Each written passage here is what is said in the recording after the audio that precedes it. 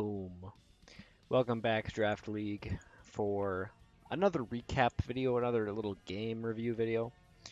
We've made it to the third round in playoffs, and we get to play Noah this week, Ark, the commissioner himself, and a little bit of a another uphill battle.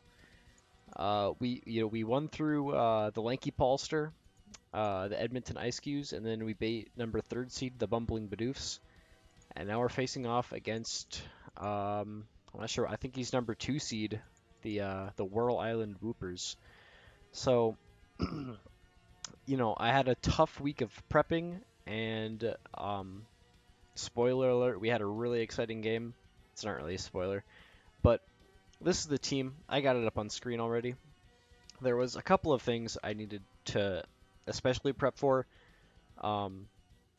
Partly in specifics, but also just in like the general idea of what the team needed to do. I needed to cripple his big threats like Ponyta, Galarian form, because that thing is a monster and it hits like a truck, and it's not tanky, but it can take a hit. So, I really needed to like cripple that thing and make sure he'd just run me over with that. So that's what Litten is here for. Kind of underutilized his tech, I think, this season, which is a little bit disappointing. But he was really clutch this game. He has Intimidate with Parting Shot, U-Turn, Leech Life, and Outrage. I know if I'm going to win this game, I just need to keep like the momentum on my side. So Litten is here to do that, just weaken him and give the momentum back to me. Then we got Ferroseed again, running Curse, Thunderwave, Stealth Rock, and Knockoff. Kind of doing what he does best, just being a tank and setting some hazards. I knew I couldn't or didn't want to take both hazards this week. He also has spikes, but I chose Stealth Rock just because I thought it was. I knew Noah was not going to give me the opportunity to set up like stacks and stacks of spikes. I was going to get one set up at most, so I just thought I'd take Stealth Rocks. It does bonus damage to a couple of his mons like Mantike, which is especially tanky, and Score Bunny does a decent amount too. So I chose rocks over spikes, but I really need that just to break any sashes he might have. And since I am kind of playing the momentum game, maybe I can get a lot of chip damage in with him, possibly switching around after I U-turn or a Parting Shot or something. So that was the Ferroseed. And then we had Doduo. A pretty normal set, just full attack, enough speed so that he's faster than everything after an agility. And I really debated running like Swords Dance instead, but I thought if I get the chance to get one of those setup moves off, it needs to be speed. Because if I get up Swords Dance and he comes out with a Scarfed Ponyta, then the 2 times attack doesn't really matter. So we just need the speed so he can do at least some damage. And then he just has some really good moves. Knockoff hits a lot of his team super effective, and it's just the best move in the game. Jump Kick and Drill Peck are there for some other things, but that's the Doduo. Then we got Dr. Buf. This guy is Choice Banded. It means he hits really hard. There's not a lot to say about him. Then we got Goji, the Totodile, running an Expert's Belt for some extra damage. Sheer Force, of course. And then a little Dragon Dance set. You'll see on my Solosis I have some screens. So the idea was, of course, to get up some screens. I'd let something like Totodile set up with Dragon Dance, or maybe even the Doduo with Agility. That's kind of the basic idea of this team. Use Litten just to switch around, keep the momentum on our side, and hopefully pull out a victory against the mighty Whirl Island Woopers. I don't think I have any other like big notes, so let's hop into that replay. If I can switch my screen. Awesome. So he brought kind of everything I prepared for. I wasn't really expecting him to bring the Blitzel, but it is there, which isn't a huge problem because Mankey does have Earthquake and some other things can hit it pretty hard as well. But I go with my my strat that I came up with, and I lead with Litten. And I immediately Parting Shot. Yep, because I knew that Ponyta was just going to do a lot of damage if it stayed in. And he goes into Mantike. So not the best thing to get an attack drop off on, but regardless, we can now set up screens. He poisons us, which is... If I had to get something poisoned, I think I would have it be this, just because I have Recover, I have Regenerator. The chip damage from Toxic really shouldn't be the thing that kills Mitochondria, as long as I can keep switching them out. So I set up Light Screen, and then I go for my own Toxic, because I know that Mantike is going to be a pain to deal with, just because it's so tanky. And he goes into Golett, and after that I kind of wish I did Reflect instead, but nonetheless. We go into Ferroseed. He does a little bit of damage to us with Poltergeist, taking some of his own damage with Toxic, and then he switches out into this thing. And I knew Noah had run Infestation sets in the past, so I thought, you know what, this might just be a good idea to let him infest me, and then start setting up Curse and get a bunch of attack and defense boosts. So he goes for Infestation, and I set up a Curse. And this was, I think, the first point in the game where I kind of started to see the flaw in my team building. Because I have this Curse set on Ferroseed and it's really, really good, but I have no way for him to recover anything. I don't have leftovers, we're running Eviolite obviously, and I didn't bring Leech Seed. So I kind of realized that, okay, maybe this Curse set wasn't a good idea.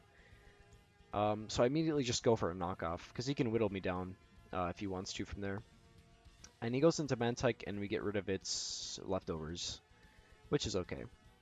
We go back into Solosis, which eats up the Scald really well. And I think we just set up a Reflect here because Light Screen is going down. And then he switches out, and I believe we get... No, we use Recover because Toxic's kind of starting to build up some damage. And we switch into Doduo, and Noah surprises me and kind of thinks of a strategy I haven't used all season, but he brought Brick Break, which is a very good idea. So there goes our Reflect I worked so hard to get up. But he does not want to stand against the Doduo. He knows we're faster, and we get a kill on Mantike, which is pretty good. You know, we like the lead. Gives him a few less options for switching in and out and tanking hits and stuff, so that's good. And then we pseudo-read the Mystical Fire. I knew I didn't want to keep Solosis in there, so I just switched into Litten. And he gets out. And at this point in the game, I was pretty sure he knew I was Scarfed, because the only way I go in there with Litten is if I'm Scarfed. And I think he talked about it in his video. He was still kind of debating it this time, but I was a little worried that he had figured it out already. But he's going to lock us into a move with Protect. Pretty smart. I really wish I had Life Orb in this instance in the game. But, you know, he gets a good read, throws in the Ghost type, and we get back into Doduo. Because he eats the bear, he survives a knockoff, and then he hits us with a dynamic punch. Speaking too fast. And at this point, Doduo's at really low health, and you know it's 30% chance whether I hit myself, but I decide to risk it. And you know, not a super hacks because 30% is a decent chance, but we do hit ourselves, and down goes Doduo. So we get Goji in, and I was pretty confident he would switch here. Waterfall does like 1,000,000,000% to this guy, so I thought he'd kind of play safe and switch, but good on him. I think he kind of realized he probably doesn't need the Golett anymore, so he just went for a Confuse Punch, and we did get confused. Luckily, we don't hit ourselves again, and we do get the Golett down, but Totodile can't do a ton. I think at most Shadow Claw was doing like 70-some to 90%, so it might have been a kill, but I didn't want to risk the confusion damage again, and I knew Noah likes to Scarf this thing, so it was likely still faster than us. So I opt to switch out. Oh no, I just go for Shadow Claw and we die. Oops. We do go into Litten though, and he switches out again, getting some damage on the Score Bunny. Leech Life doesn't do a whole lot. And then we go into Solosis, and he either reads a turn or he just wants to keep momentum. Either way, he clicks U-turn, which is really good for him because Mitochondria is basically dead now.